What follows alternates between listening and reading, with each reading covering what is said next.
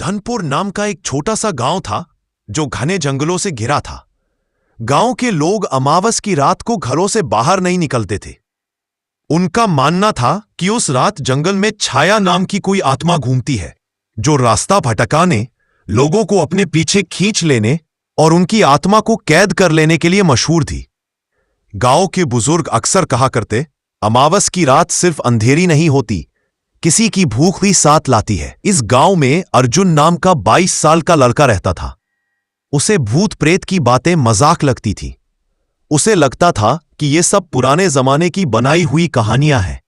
लेकिन उस अमावस की रात उसे ऐसी सच्चाई का सामना करना पड़ा जिसे वह कभी नहीं भूल पाया। अर्जुन की मां बीमार थी और दवा खत्म हो गई थी। पास के गांव में रहने वाले वैद्य से दवा लाना जरूरी था।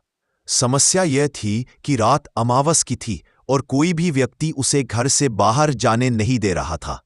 पर मां की सांसें भारी थीं और उनके माथे पर बुखार बढ़ता जा रहा था। अर्जुन ने हिम्मत की और बोला, मैं जल्दी लौट आऊंगा, मां की जान दांव पर है, कोई भूत वूत नहीं होता। गांव वालों ने बहुत मना किया, लेकिन अर्जुन लालटेन लेकर जंगल की ओर बढ़ गया। हवा बिल्कुल स्थिर थी, जैसे जंगल खुद सांस रोके उसे देख रहा हो। जैसे ही वह जंगल में पहुंचा, अचानक पत्तों के सरसराने की हल्की आवाज सुनाई दी, जबकि हवा चल भी नहीं रही थी। उसने सोचा कोई जानवर होगा और आगे बढ़ गया, पर कुछ दूर जाने पर उसे लगा जैसे कोई उसके पीछे धीरे धीरे चल रहा है। अचानक उसके दाईं ओर की झाड़ियों में कुछ हिला। उसने लालटेन ऊंची की, पर कुछ दिखाई नहीं दिया। जैसे ही वह आगे बढ़ा, उसे साफ साफ सुनाई दिया, अर्जुन। वह ठिठक गया। आवाज किसी औरत की थी, धीमी, टूटी हुई और किसी गहरी खाई जैसी। उसने डर को दबाकर सोचा कि कोई उसका मजाक कर रहा है। उसने जोर से कहा, कौन है, सामने आओ। कोई जवाब नहीं आया, लेकिन अगले ही पल उसे महसूस हुआ कि कोई बहुत करीब खड़ा है, ठीक उसकी पीठ के पीछे। गांव की कहानियां उसके मन में घूमने लगी। छाया पीछे से ही बुलाती है और जो पीछे मुड़ जाए वह कभी लौटता नहीं। अर्जुन ने खुद को संभाला और तेजी से चलने लगा, पर जैसे जैसे वह कदम बढ़ाता, जंगल और गहरा होता जा रहा था। रास्ता धुंधला पड़ने लगा। लालटेन की लौ अचानक कांपने लगी।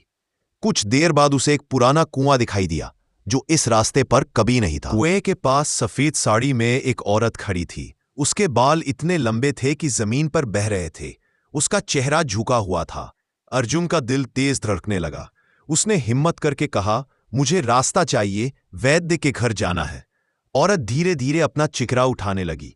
अर्जुन के हाथ पैर ठंडे पड़ गए। उसकी आंखें काली थीं, बिल्कुल बिना पुतली की। उसकी त्वचा पीली, फटी और सूखी थी।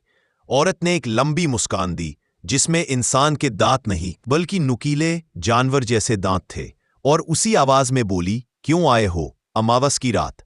अर्जुन पीछे हट गया। कदम लड़खड़ाए। वह भागने लगा, लेकिन औरत की आवाज उसके पीछे पीछे गूंज रही थी, भागोगे भी, कहां जाओगे, ये जंगल मेरा है। अर्जुन की सांसें टूटने लगीं। उसे समझ नहीं आ रहा था कि रास्ता कैसे बदल गया। वह उसी जगह पहुंच गया जहां से चला था, पर जंगल अलग दिख रहा था, जैसे कोई अदृश्य चक्र में फंसा हो। अचानक उसे दूर लालटेन की एक और रोशनी दिखी। वह उसकी ओर दौड़ा। एक बूढ़ा आदमी लालटेन लिए खड़ा था।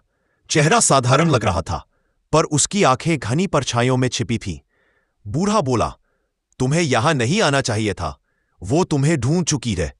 अर्जुन बोला, कौन? बूढ़े ने धीमी आवाज में कहा, छाया जिसने मौत को भी धोखा दिया है। अमावस को उसका वजूद सबसे शक्तिशाली होता है। तुमने उसका नाम का कंपन सुना, अब वह तुम्हें छोड़ेगी नहीं। अर्जुन डर गया। मैं क्या करूं, मुझे मां के लिए दवा लानी है। बूढ़े ने कुंठित आवाज में कहा, दवा तुम नहीं, तुम्हारी मां को चाहिए, पर तुम अगर जिंदा नहीं पहुंचे तो दवा का क्या फायदा। अर्जुन चिल्लाया, तो रास्ता बताओ। बूढ़े ने अपनी लालटेन की लौ को तेज किया और बोला, सिर्फ एक ही रास्ता है, छाया को धोखा दो, किसी भी सूरत में उसकी आंखों में मत देखना, नहीं तो वह तुम्हारी आत्मा खींच लेगी। इतना कहकर बूढ़ा गायब हो गया, जैसे धुएं की तरह हवा में विलीन। अर्जुन ने कदम तेजी से बढ़ाए, लेकिन दिल में अजीब बेचैनी थी। हवा भारी होने लगी। पेड़ जैसे झुककर उसे रोकने की कोशिश कर रहे थे। अचानक उसके आसपास कई परछाइयां घूमने लगी और हर परछाई उसकी ही आकृति जैसी लग रही थी। तभी अचानक वह औरत सामने प्रकट हुई।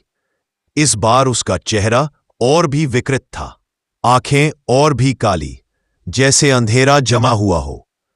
उसने कहा, मेरी तरफ देखो। अर्जुन ने अपनी आंखें बंद कर लीं। औरत चीखी, एक ऐसी चीख जो इंसान की नहीं थी।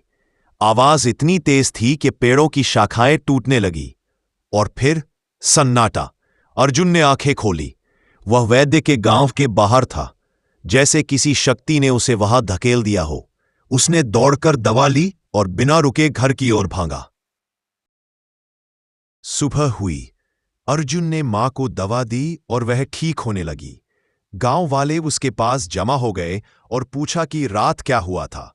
अर्जुन कुछ देर चुप रहा, फिर बोला, जो कहानियां तुम लोग डराकर सुनाते थे वो सिर्फ कहानियां नहीं थीं।